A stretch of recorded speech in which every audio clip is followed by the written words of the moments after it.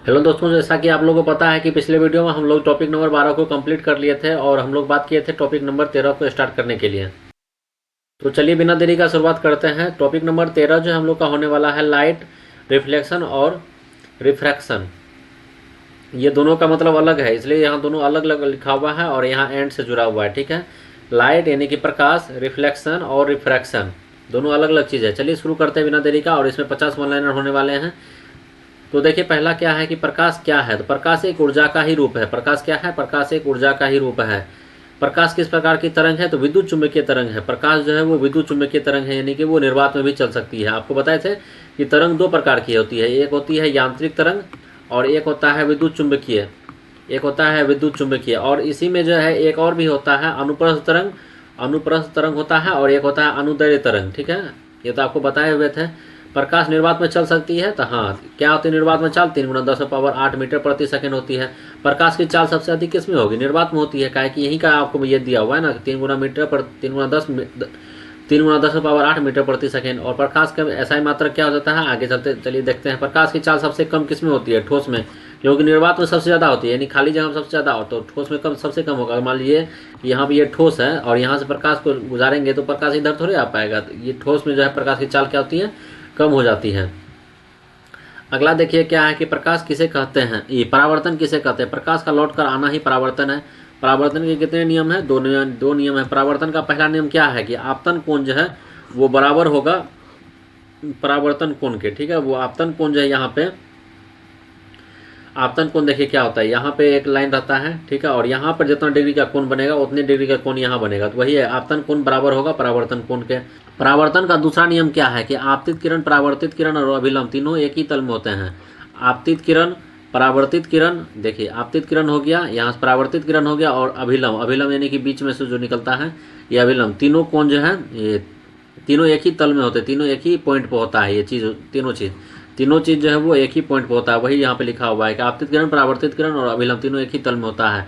समतल दर्पण में प्रतिबिंब कैसा बनता है? आभासी। आपको एक ही याद रखना है कि समतल दर्पण जो होता है उसमें आभासी और सीधा प्रतिबिंब बनता है। समतल दर्पण जिसमें आप लोग चेहरा देखते हैं वही समतल दर्पण है। समतल दर्पण में प्रतिबिंब का आकार क्या होता है? वस्तु के बराबर। जितना बड़ा हम रहेंगे उतने बड़ा आईना में दिखाई देता है। तो वही है कि समतल दर्पण में प्रतिबिंब कैसा रहता है?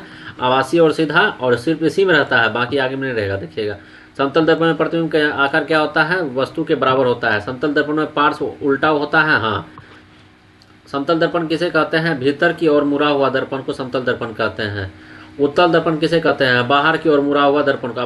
बाहर की ओर मुड़ा हुआ ऐसे हो गया और अंदर की ओर मुड़ा हुआ ऐसे हो गया, लेकिन ऐसे जो मुड़ा हुआ रहता है ना वो पता नहीं चल पाता है। ठीक है, एक ये तो हो गया, एक प्रकार से उत्तल दर्पण भी हो गया, ये अवतल दर्पण भी हो गया। चलिए देखते हैं आगे।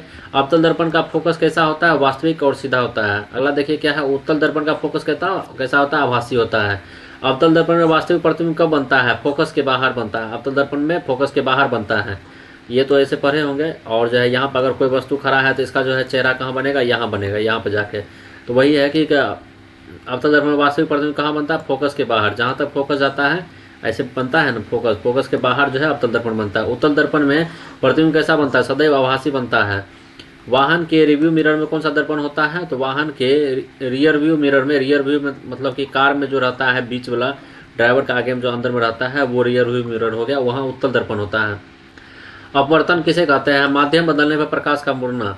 या तो जैसे मान लेते हैं कि एक लकड़ी का टुकड़ा है, उसको पानी का एक टब में देते हैं, ये लकड़ी का टुकड़ा जो है ना ऐसे जाना चाहिए था उसमें, लेकिन ऐसे नहीं जाके वो थोड़ा इधर मुड़ा हुआ रहेगा। तो वही है कि माध्यम बदलने पर प्रकाश का मुड़ना, या यहाँ पे ऐसा समझ लीजिए माध्यम बदलने पे ये लकड़ी का टुकड़ा का मुड़ जाना भी अपवर्तन है। अगला देखिए क्या है, अपवर्तन के कितने नियम किसने दिए? स्नेल ने दिए हैं अपवर्तन के नियम। अपवर्तन किसे कहते हैं? अपवर्तनांक किसे कहते हैं? प्रकाश की चाल का अनुपात अपवर्तनांक है। अपवर्तनांक का सूत्र क्या है कि n बराबर CV। तो n बराबर CV आपको अगर परीक्षा दे दिया तो ठीक है, नहीं तो अगर इसको ऐसे भी दे सकता है। देखिए n बराबर C/V हो गया, तो आपको वहाँ परीक्षा दे देगा C बराबर क्या आ जाएगा? तो NV हो जाएगा। इस तरह से भी देता है। अपवर्तनांक ऐसा ही मात्रक क्या होता है? कुछ नहीं होता। अपवर्तनांक ऐसा ही मात्रक कुछ नहीं होता। कांच का अपवर्तनांक कितना होता है? तो कांच का अपवर्तनांक 1.5 होता है। घना माध्यम किसे कहते हैं? जिसमें प्रकाश की चाल कम हो उसे घना माध्यम कहते हैं।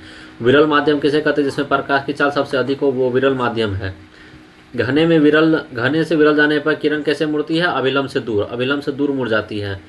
घने से विरल में जाने पर, जैसे कि वही हो गया प्रकाश जो है बाहर से और एक माध्यम दूसरे माध्यम पर आने पर क्या होता है, वो जो अभिलंब बनता है, जैसे यहाँ से यहाँ आ रहा है, यहाँ जो एक अभिलंब बना वो अभिलंब की ओर इधर मुड़ जाएगी। ठीक है, विरल से घने में जाने पर अभिलंब की ओर मुड़ जाती है। देखिए घने से विरल में आएगी, घने से यदि विरल में आएगी तो वो दूर जाएगी, और घने से यदि विरल से यदि घने में जाएगी तो वो अभिलंब की ओर मुड़ जाएगी। पूर्ण आंतरिक परावर्तन किसे कहते हैं? पूर्ण रूप से परावर्तन ही पूर्ण आंतरिक परावर्तन है।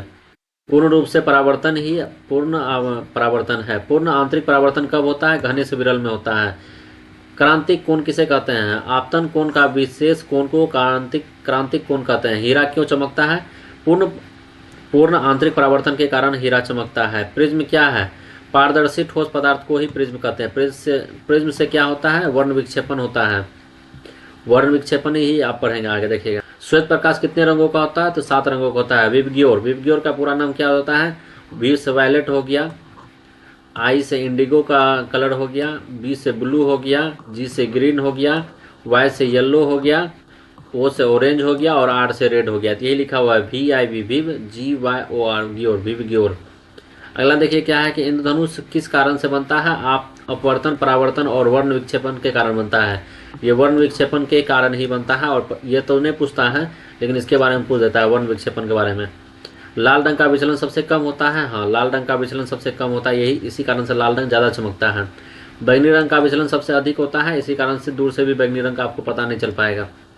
लेंस किसे कहते हैं? पारदर्शी कांच का टुकड़ा ही लेंस है। उत्तल लेंस को क्या कहते हैं? अभिसारी लेंस कहते हैं। अवतल लेंस को अपसारी लेंस कहते हैं। इसमें कन्फ्यूजन रहता है, उत्तल को अभिसारी और अवतल को अपसारी। उत्तल लेंस में प्रतिबिंब कैसा बनता है? वास्तविक या आभासी बनता है, और अवतल लेंस में प्रतिबिंब कैसा बनता है? सदैव आभासी बनता है। मानव नेत्र का लेंस कैसा होता है? उत्तल लेंस। मानव नेत्र का लेंस कैसा? उत्तल लेंस। निकट दृष्टि दोष किसे? पास का साफ दिखना नहीं होता है तो उसे निकट दृष्टि दोष कहते हैं। दूर दृष्टि दोष क्या है? दूर का साफ ना दिखना है दूर दृष्टि दोष है। प्रकाश का अध्ययन किसे कहते हैं? प्रकाशिक यानी कि ऑप्टिक्स, जो कि आपको पिछला वीडियो में बता दिया था। हम लोग ऑप्टिक्स शुरू करने जा रहे हैं। इसी के साथ हम लोग जो है टॉपिक नंबर 13 को कंप्लीट कर लिए हैं, जो कि बेहद ही शानदार रहा। अगर आप लोग वीडियो में अभी तक बने हो तो वीडियो को लाइक कर दें और चैनल को सब्सक्राइब कर दें। मिलते हैं अगले वीडियो में, जिसमें कि हम लोग बात करेंगे विद्युत के बारे में।